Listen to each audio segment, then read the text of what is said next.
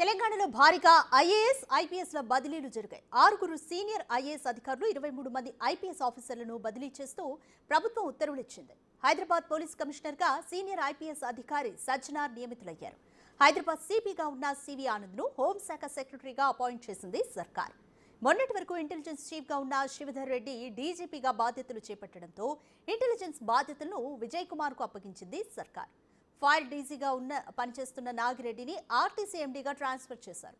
ఇటీవల వరుస వివాదాల్లో చిక్కుకుంటున్న సిరిసిల్ల కలెక్టర్ సందీప్ కుమార్ ఝాపై ప్రభుత్వం బదిలీ వేటు వేసింది. ఆయన్ను స్పెషల్ సెక్రటరీగా నియమించింది. రాజన్న సిరిసిల్ల కలెక్టర్గా హరిత నియమితులయ్యారు.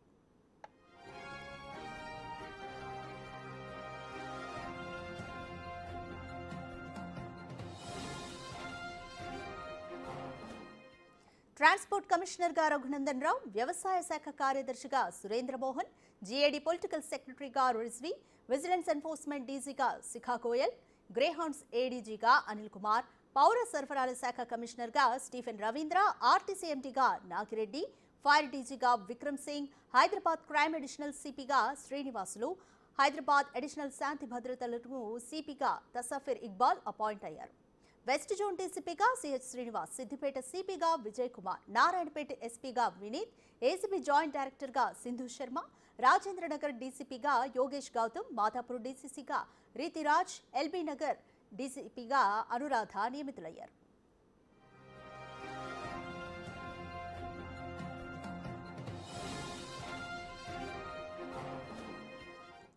తెలంగాణ కొత్త డీజీపీగా శివధర్ రెడ్డి నియమితులయ్యారు. శుక్రవారం ప్రభుత్వ ప్రధాన కార్యదర్శి రామకృష్ణారావు ఉత్తర్వులు జారీ చేశారు. 1994 బ్యాచ్ ఐపీఎస్ అధికారిగా ఉన్నారు శివధర్ రెడ్డి. ప్రస్తుతం తెలంగాణ ఇంటెలిజెన్స్ చీఫ్గా ఉన్న శివధర్ రెడ్డి అక్టోబర్ 1న తెలంగాణ డీజీపీగా బాధ్యతలు చేపట్టనున్నారు. ప్రస్తుతం డీజీపీగా ఉన్న జితేందర్ ఈ నెల 30న రిటైర్ కానున్నారు. ఈ నేపథ్యంలో ఆ పోస్టును దక్కించుకోవడానికి ఐపీఎస్ అధికారులు కొందరు తీవ్రంగా పోటీపడ్డారు. రేసులో ఇంటెలిజెన్స్ చీఫ్గా ఉన్న శివధర్ రెడ్డి, హైదరాబాద్ కమిషనర్గా పనిచేస్తున్న సివి ఆనంద్ అగ్రభాగంలో నిలిచారు. చివరకు 1994వ సంవత్సరం బ్యాచ్కు చెందిన శివధర్ రెడ్డినే డీజీపీ పోస్టు వరించింది. ఈయనకు 2026 ఏప్రిల్ వరకు సర్వీస్ ఉంది. అయితే ఆ తర్వాత మరికొంతకాలం పాటు సర్వీస్ను పొడిగించే ఛాన్సెస్ ఉన్నాయి.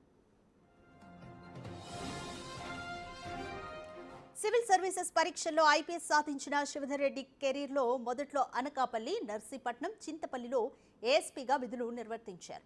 ఆ తర్వాత అదనపు ఎస్పీగా పదోన్నతి పొంది గ్రేహౌండ్స్ విభాగంతో పాటు బెల్లంపల్లి, ఆదిలాబాద్ జిల్లాల్లో పనిచేశారు. ఎస్పీగా పదోన్నతి పొందిన తర్వాత నల్గొండ, శ్రీకాకుళం, నెల్లూరు, గుంటూరు జిల్లాల్లో విధులు నిర్వర్తించారు. హైదరాబాద్ కమిషనరేట్లో ట్రాఫిక్ డీసీపీగా కూడా పనిచేశారు. దాంతోపాటు దక్షిణ మండలం డీసీపీగా కూడా సమర్థవంతంగా విధులు నిర్వర్తించారు. స్పెషల్ ఇంటెలిజెన్స్ బ్రాంచ్ ఎస్పీగా పనిచేసిన శివధర్ రెడ్డి యునైటెడ్ నేషన్స్ మిషన్లో భాగంగా కొసోవాలో కూడా విధులు నిర్వర్తించారు. డీఐజీగా ప్రమోషన్ పొందిన తర్వాత 2008-2012 మధ్య ఎస్ఐబీ చీఫ్గా, ఆ తర్వాత ఏసీబీ అదనపు డైరెక్టర్గా తనదైన శైలిలో పనిచేసి ప్రశంసలు పొందారు. ఐజీగా ప్రమోట్ అయిన తర్వాత ఏసీబీకి డైరెక్టర్గా కూడా విధులు నిర్వర్తించారు. తర్వాత 2012-14 మధ్య విశాఖ కమిషనర్గా ఉన్నారు.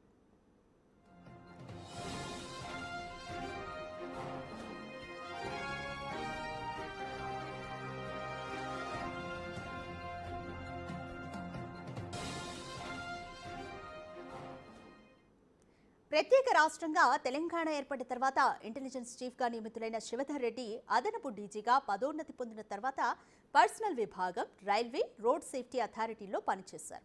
2023లో తిరిగి ఇంటెలిజెన్స్ చీఫ్గా నియమితులయ్యారు.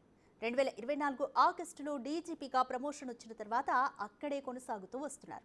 2014లో శివధర్ రెడ్డి ఇంటెలిజెన్స్ చీఫ్గా ఉన్నప్పుడే కరుడుగట్టిన గ్యాంగ్స్టర్ నయీం ఎన్కౌంటర్ జరిగింది. విధి నిర్వహణలో అత్యుత్తమ ప్రతిభను కనబరుస్తూ వచ్చిన ఈయన ఇప్పటివరకు గ్యాలంటరీ పోలీస్ మెడల్, ఆంతరిక సురక్ష సేవా medal, United nations piece medal, Indian police medal, presidents police medal, అతి ఉత్కృష్ట సేవా పథకం, అసాధారణ అసూచన శక్తుల్లా పథకంతో పాటు ఇంటెలిజెన్స్ బ్యూరో డైరెక్టర్ నుంచి ప్రశంసా పత్రాన్ని సాధించారు.